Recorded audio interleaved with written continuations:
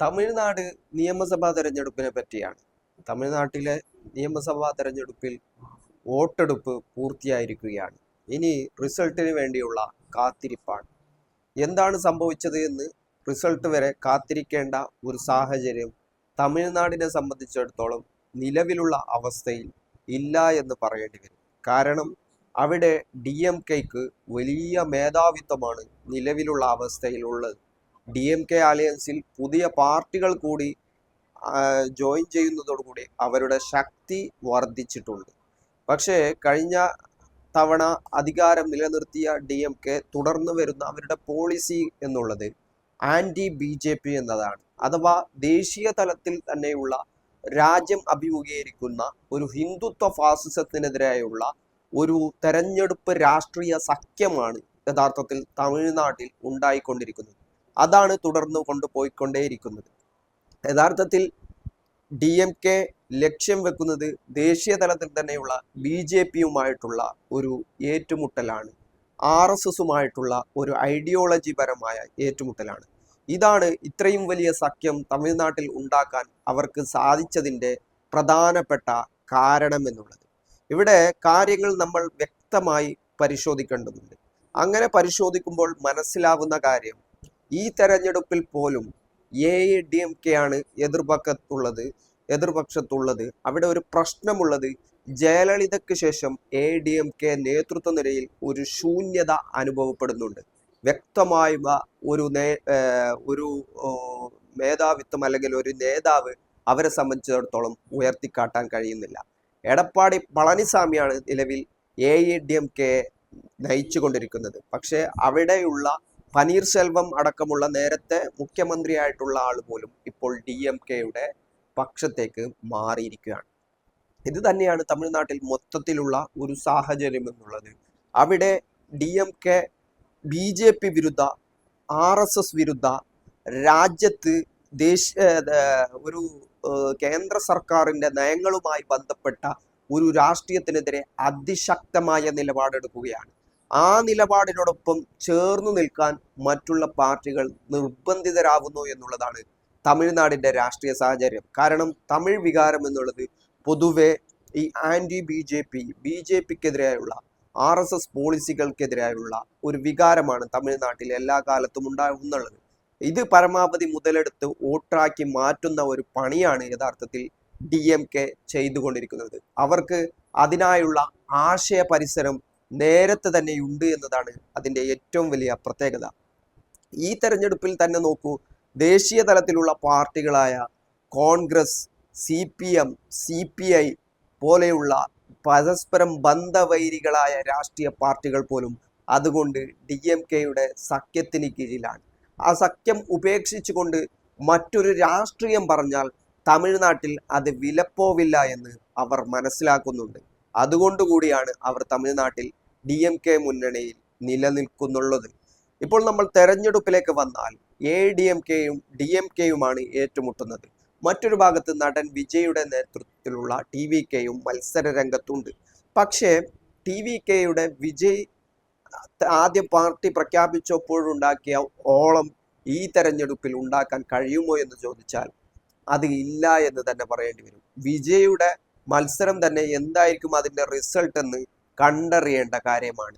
തമിഴ്നാട് നിയമസഭാ തെരഞ്ഞെടുപ്പിലെ വിജയുടെ എൻട്രി എന്നുള്ളത് പുതിയൊരു രാഷ്ട്രീയ പ്രസ്ഥാനവുമായിട്ട് മുമ്പോട്ട് വരുമ്പോൾ കൃത്യമായിട്ടുള്ള ഒരു ഐഡിയോളജി ജനങ്ങൾക്ക് മുമ്പിൽ പറയേണ്ടി വരും. അവർ BJPക്കെതിരെയാണ് അവരുടെ രാഷ്ട്രീയ നിലപാട് അല്ലെങ്കിൽ അവരുടെ പൊതുവായിട്ടുള്ള നിലപാട്. അതോടൊപ്പം തന്നെ സംസ്ഥാന സർക്കാരിനെതിരെ DMKക്കെതിരെയുള്ള ഒരു പ്രതിപക്ഷമായിട്ടാണ് യഥാർത്ഥത്തിൽ ഈ TVKയുടെ കടന്നുവരവ്. പക്ഷെ അങ്ങനെ അവിടെ AIADMK എന്ന കഴിഞ്ഞ കാലങ്ങളിൽ അവിടുത്തെ പ്രബലമായ മുന്നണി നിലനിൽക്കുമ്പോഴാണ് TVK എന്ന പുതിയൊരു രാഷ്ട്രീയ പ്രസ്ഥാനവുമായിട്ട് വിജയ് കടന്നു വരുന്നത്. അപ്പോഴും തമിഴ്നാട്ടിൽ ഒരു പ്രതിപക്ഷ ശബ്ദം നിലവിൽ കുറഞ്ഞു വരുന്ന അവസ്ഥയിൽ അവിടെ ഒരു പ്രതിപക്ഷ സ്വരം ഉണ്ടാവേണ്ടതിൻ്റെ ആവശ്യകത നിലനിൽക്കുന്നുണ്ട്. നിലവിലുള്ള അവസ്ഥയിൽ TVKക്ക് ഈ തെരഞ്ഞെടുപ്പിൽ റിസൾട്ട് ഉണ്ടാക്കാൻ കഴിഞ്ഞില്ലെങ്കിലും വലിയ ശ്രമങ്ങൾ ഭാവിയിൽ തുടർന്നാൽ ആ പ്രതിപക്ഷ നിരയിലേക്ക് വേണമെങ്കിൽ വിജയിക്ക് എത്താൻ സാധിക്കും. അദ്ദേഹത്തിൻ്റെ താരമൂല്യവും അല്ലെങ്കിൽ അദ്ദേഹത്തിന് ജനങ്ങളെ അണിനിരത്താൻ കഴിയുന്നതുമൊക്കെ മറ്റൊരു കാര്യമാണ്. ഇനി ഈ തിരഞ്ഞെടുപ്പിൽ തന്നെ ADMKയുടെ അവസ്ഥ സംബന്ധിച്ചിടത്തോളം അവർ വീണ്ടും BJPക്കുമായി സഖ്യം ചേർന്നിരിക്കുകയാണ്. പക്ഷേ BJP സഖ്യങ്ങളെ എല്ലാ കാലത്തും തമിഴ്നാട്ട് മാറ്റി നിർത്തിയിട്ടുണ്ട്. അതുകൊണ്ട് തന്നെ വീണ്ടും BJPയുമായി സഖ്യത്തിലാവുന്ന എടപ്പാടി പളനിസ്വാമിയും ADMKയും ഒരു തിരിച്ചുവരവ് തമിഴ് രാഷ്ട്രീയത്തിൽ തമിഴ്നാട് നിയമസഭയിൽ വീണ്ടും അധികാരം പിടിക്കുക എന്നുള്ളത് ശ്രമകരമായ കാര്യമാണ്. കാരണം നിലവിലുള്ള അവസ്ഥയിൽ 66 സീറ്റ് മാത്രമാണ് അവരുടെ കയ്യിലുള്ളത്. അത് വലിയൊരു ശതമാനം സീറ്റ് അവർക്ക് വർദ്ധിപ്പിക്കേണ്ടി വരും. അത്തരം ഒരു സാഹചര്യത്തിൽ തങ്ങളുടെ കൂടെ ഉണ്ടായിരുന്ന ആളുകൾ പോലും തങ്ങളുടെ കൂടെ അല്ലാതെ അവരും വിട്ടുപോയ ഒരു അവസ്ഥയിൽ ആ നമ്പറിലേക്ക് ADMKക്ക് നിലവിലുള്ള സാഹചര്യത്തിൽ എത്താൻ സാധിക്കില്ല. അത് അസാധ്യമായ കാര്യമാണെന്ന് വിലയിരുത്തേണ്ടി വരും. മറ്റൊരു ഭാഗത്ത് സംസ്ഥാന സർക്കാരിനെതിരെ ഉണ്ടാവുന്ന ജനവികാരം, ആന്റി ഇൻകംബൻസി, അത് വിജയ് കൂടി മത്സര രംഗത്തേക്ക് വരുന്നതോട് കൂടിയിട്ട് പൊതുവായിട്ടുള്ള സ്റ്റാലിനെതിരെ ചെയ്യേണ്ട വോട്ടുകൾ രണ്ട് ഭാഗത്തേക്ക് മാറുന്ന ഒരു അവസ്ഥയുണ്ടാകും. അതായത് ചില വോട്ടുകൾ ADMKക്കും ചിലത് അതിൽ വിജയ് പിടിച്ചെടുക്കാനും സാധ്യതയുണ്ട്. അപ്പോൾ ഇങ്ങനെയുള്ള പ്രശ്നം കൂടി ADMK അഭിമുഖീകരിക്കുന്നുണ്ട്. അവരുടെ മുന്നണി സംവിധാനം മുതൽ പാർട്ടി ലീഡർഷിപ്പ് മുതൽ ഇങ്ങനെ അത് കൊണ്ടുവരാൻ കഴിയുന്നില്ല.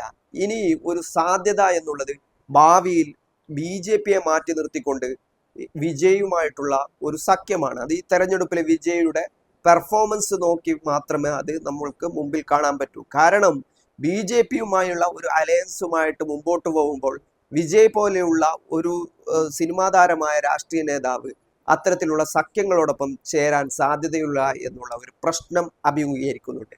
അങ്ങനെയുള്ള പ്രശ്നം നിലനിൽക്കുമ്പോൾ, അങ്ങനെയുള്ള ഒരു സാഹചര്യം നിലനിൽക്കുമ്പോൾ ആ അവസ്ഥയിൽ അത് അസാധ്യമായ കാര്യമാണ്. അങ്ങനെ വിജയുമായിട്ട് സഹകരിക്കണമെങ്കിൽ BJPയെ മാറ്റി നിർത്തേണ്ടി വരും.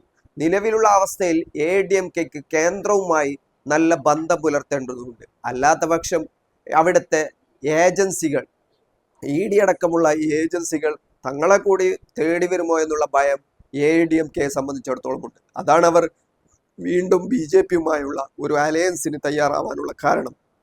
ഏതായാലും നിലവിലുള്ള തമിഴ്നാട് നിയമസഭാ തെരഞ്ഞെടുപ്പുമായി ബന്ധപ്പെട്ട് DMK മുന്നണി, ദ്രാവിഡ മുന്നേറ്റ കഴകം നേതൃത്വം നൽകുന്ന അലയൻസ്, അത് തമിഴ്നാട് ഭരണം നിലനിർത്താനുള്ള സാധ്യതകൾ തന്നെയാണ് ഉള്ളത്. മറ്റുള്ള ഒരു സാധ്യതകളും അവിടെ ഇല്ല എന്നുള്ളതും, സ്റ്റാലിൻ അവിടെ കളിക്കുന്ന രാഷ്ട്രീയം എന്നുള്ളത് അത് പൂർണ്ണമായിട്ടും കേന്ദ്ര സർക്കാരിനെയും സംഘപരിവാറിനെയും RSSനെയും ലക്ഷ്യം വെച്ചാണ്. അതാണ് ജനങ്ങളോട് സംവദിക്കുന്നത്. സംസ്ഥാന തലത്തിലുള്ള രാഷ്ട്രീയ സാഹചര്യങ്ങൾ, അവസ്ഥകളും എന്തായിരുന്നാലും ഈ ഒരു രാഷ്ട്രീയം മുൻനിർത്തി തന്നെ നിലവിലുള്ള അവസ്ഥയിൽ ജയിച്ചു കയറാമെന്നുള്ള ഒരു സാഹചര്യം തമിഴ്നാടിനെ സംബന്ധിച്ചിടത്തോളം ഉണ്ട്. അവിടുത്തെ മുന്നണി രാഷ്ട്രീയത്തെ പറ്റി കൂടുതൽ കാര്യങ്ങൾ നമുക്ക് തുടർന്ന് സംസാരിക്കാം.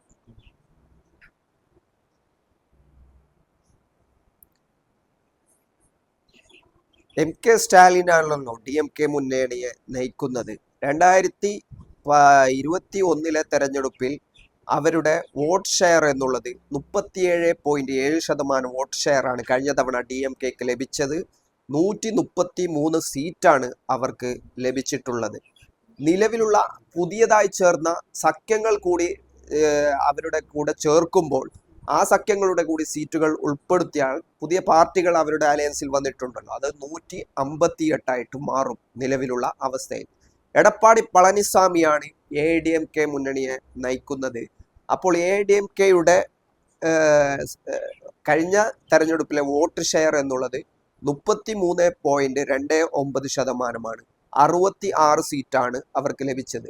ഒരു 4% വോട്ടിന്റെ വ്യത്യാസമാണ് അവിടുത്തെ സംബന്ധിച്ചിടത്തോളം പറയാനാവുക. 4-5% വോട്ടിന്റെ ഒരു വ്യത്യാസമാണ്. പക്ഷെ സീറ്റ് അന്തരം എന്നുള്ളത് വളരെ വലുതാണ്. 66 ആണ് അവരുടെ സീറ്റ് നമ്പർ എന്നുള്ളത് കഴിഞ്ഞ തവണത്തെ. അതിൽ ഒരു 6 കൂടി കുഴച്ചാൽ നിലവിലുള്ള അവസ്ഥയിൽ 60 സീറ്റാണ് അവരുടെ പക്കൽ ഉള്ളത് എന്ന് പറയേണ്ടി വരും.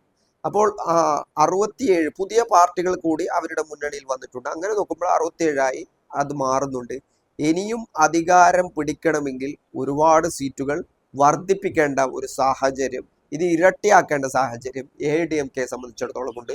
നിലവിലുള്ള അവസ്ഥയിൽ അത് സാധ്യമല്ലാത്ത കാര്യമാണ് എന്നതാണ് പൊതുവെയുള്ള വിലയിരുത്തൽ. ആകെ മൊത്തം 234 സീറ്റുള്ള തമിഴ്നാട് നിയമസഭയിൽ ദ്രാവിഡ മുന്നേറ്റ കഴകം DMK മത്സരിക്കുന്നത് 164 സീറ്റിലാണ്. അവരുടെ സഖ്യകക്ഷികൾ മത്സരിക്കുന്നത് MDMK മത്സരിക്കുന്നു 4 സീറ്റിൽ, അതുപോലെ തന്നെ KMDK മത്സരിക്കുന്നു 2 സീറ്റിൽ, MMK മത്സരിക്കുന്നു 2 സീറ്റിൽ, MJK മത്സരിക്കുന്നു 1 സീറ്റിൽ, അതുപോലെ തന്നെ SDPI മത്സരിക്കുന്നുണ്ട് 1 സീറ്റിൽ, തമിഴർ ദേശീയ കച്ചി 1 സീറ്റിൽ മത്സരിക്കുന്നു, ഇന്ത്യൻ നാഷണൽ കോൺഗ്രസ് 28 സീറ്റിലാണ് മത്സരിക്കുന്നത്, അതുപോലെ തന്നെ DMDK 10 സീറ്റിൽ മത്സരിക്കുന്നു, വിടുതലൈ ചിറുതൈ കച്ചി 8 സീറ്റിൽ മത്സരിക്കുന്നു, communist party of India Marxist CPM 5 സീറ്റിലും CPI 5 സീറ്റിലുമാണ് മത്സരിക്കുന്നത്. ഇന്ത്യൻ യൂണിയൻ മുസ്ലിം ലീഗ് 2 സീറ്റിലും മത്സരിക്കുന്നുണ്ട്. ഇവിടെ ശ്രദ്ധിക്കേണ്ട കാര്യം, കേരളത്തിലെ ബന്ധവൈരികളായ CPM, CPI, IUML, Congress, SDPI തുടങ്ങിയ എല്ലാ കക്ഷികളും ഈ DMK മുന്നണിയിൽ ഒന്നിച്ചാണ് ഈ തെരഞ്ഞെടുപ്പിനെ നേരിടുന്നതെന്നാണ്. അഥവാ അതാണ് ഞാൻ നേരത്തെ പറഞ്ഞത്, അവിടെ ഒരു anti Hindutva, anti BJP, anti RSS രാഷ്ട്രീയമാണ് DMK മുമ്പോട്ട് വെക്കുന്നത്. അതാണ് അവർ തെരഞ്ഞെടുപ്പിൽ പറയുന്ന കാര്യം എന്നുള്ളത്. ഇനി ADMKയുടെ സാഹചര്യം വെച്ച് ADMK 166 സീറ്റിലാണ് മത്സരിക്കുന്നത്. അതിൽ തന്നെ ഇന്ത്യ ജനയ കക്ഷി 2 സീറ്റിൽ മത്സരിക്കുന്നു, പുരുതു ഭരതം കക്ഷി 1 സീറ്റിൽ മത്സരിക്കുന്നു, പുതിയ നീതി കക്ഷി 1 സീറ്റിൽ മത്സരിക്കുന്നു, സിംഗ തമിഴർ മുന്നേറ്റ കഴകം 1 സീറ്റിൽ മത്സരിക്കുന്നു, തമിഴ് മണിയർ ബഹുജന സമാജ് പാർട്ടി 1 സീറ്റിൽ മത്സരിക്കുന്നു, BJP ഉണ്ട്. BJP 26 സീറ്റിലാണ് തമിഴ്നാട്ടിൽ മത്സരിക്കുന്നത്. അഥവാ BJP തമിഴ്നാട്ടിൽ വലിയ പ്രതീക്ഷകൾ വെച്ച് പുലർത്തുന്നില്ല എന്നും ADMKയുമായിട്ടുള്ള സഖ്യത്തിലൂടെ എന്തെങ്കിലും നേടിയെടുക്കാമെന്നാണ് അവർ കരുതുന്നതുമെന്നാണ് മനസ്സിലാക്കാൻ കഴിയുന്നത്. ഇനി Tamil Manila Congress 5 seat, south Indian forward block 1 seat, Tamilaga മക്കൾ മുന്നേറ്റ കഴകം 1 സീറ്റ്, പട്ടാളി മക്കൾ കച്ചി 18 സീറ്റ്, അമ്മ മക്കൾ മുന്നേറ്റ കഴകം TTV ദിനകരനുമായി ഒരു യോജിപ്പിലെത്താൻ കഴിഞ്ഞു എന്നത് ADMKയെ സംബന്ധിച്ചിടത്തോളം ഒരു പോസിറ്റീവായ കാര്യമാണ്. നേരത്തെയുള്ള തെരഞ്ഞെടുപ്പുകളിൽ TTV ദിനകരൻ സെപ്പറേറ്റ് ആയിട്ടാണ് മത്സരിച്ചു കൊണ്ടിരുന്നത്. 11 സീറ്റിലാണ് അവർ മത്സരിക്കുന്നത്. ഇനി മറ്റൊരു അലയൻസ് കൂടി അവിടെയുണ്ട്, PMKR AIPTMMK അലയൻസ്. അത് VK ശശികല, നേരത്തെ ഉണ്ടായിരുന്ന ജയലളിതയുടെ തോഴി എന്ന് വിശേഷിപ്പിക്കാവുന്ന ശശികലയുടെ നേതൃത്വത്തിലുള്ള ഒരു മുന്നണിയാണ്. അതിൽ 2 പാർട്ടികളാണ് പ്രധാനമായിട്ടും ഉള്ളത്. അതുകൂടാതെ തന്നെ സീമാൻ നേതൃത്വത്തിലുള്ള നാം തമിഴർ കച്ചി, മറ്റു കക്ഷികൾ തമിഴക വെട്രി കഴകം, തമിഴക വഴുമുறை കച്ചി, ബഹുജൻ സമാജ് പാർട്ടി, പുതിയ തമിഴകം തുടങ്ങിയ പല പാർട്ടികളും മത്സരിക്കുന്നുണ്ട്. കൂടാതെ വിജയും മത്സര രംഗത്തുണ്ട്. TTV അടക്കം വിജയുടെ പാർട്ടിയും മത്സര രംഗത്തുണ്ട്. ഇതാണ് തെരഞ്ഞെടുപ്പിന്റെ പൊതുവായിട്ടുള്ള സാഹചര്യം എന്നുള്ളത്. ഏതായാലും പൊതുവായിട്ട് ഇത്തരം നിരീക്ഷണങ്ങൾ നമ്മൾ വിശദമായി പരിശോധിക്കുമ്പോൾ ഇവിടെ DMKക്ക് വ്യക്തമായ മേൽക്കോയ്മയുണ്ട്. മറ്റൊരു സാധ്യതകളും തമിഴ്നാടിനെ സംബന്ധിച്ചിടത്തോളം ഇല്ല. അവിടെ DMK ഭരണം സമ്പൂർണ്ണമാണോ എന്ന് ചോദിച്ചാൽ അല്ല എന്ന് ഉത്തരം പറയേണ്ടി വരും. DMK ഭരണത്തിന് കീഴിലും പ്രശ്നങ്ങളുണ്ട്. അവിടെ ഒരു കറപ്ഷൻ എന്നുള്ളത് എല്ലാ കാലത്തും DMK ഇങ്ങനെ ചൂഴ്ന്നു നിന്നിരുന്ന ഒരു കാര്യമാണ്. അവർ ആന്റി BJP പറയുന്നു, ആന്റി ഹിന്ദുത്വ പറയുന്നു, അതൊക്കെ ചെയ്യുന്നുണ്ട്. പക്ഷെ അവിടെ ഒരു കറപ്ഷൻ അല്ലെങ്കിൽ മറ്റുള്ള അത്തരം സാഹചര്യങ്ങൾ എല്ലാ കാലത്തും നിലനിൽക്കുന്നതാണ്. അങ്ങനെ ഉണ്ടാകുമ്പോൾ അതിനെതിരെയുള്ള മറ്റു ബദലുകൾ ജനങ്ങളെ സംബന്ധിച്ചിടത്തോളം ഇല്ല. അവിടെ ഏറ്റവും വലിയ വിഷയം എന്നുള്ളത് BJP ആയി മാറുന്നത് കൊണ്ടാണ് DMKക്ക് ഇത്തരം ഒരു മേധാവിത്വം തെരഞ്ഞെടുപ്പിൽ കിട്ടുന്നുള്ളത്. ഈ തെരഞ്ഞെടുപ്പിലും DMK തുടരാൻ തന്നെയാണ് എല്ലാ സാധ്യതകളും ഉള്ളത്.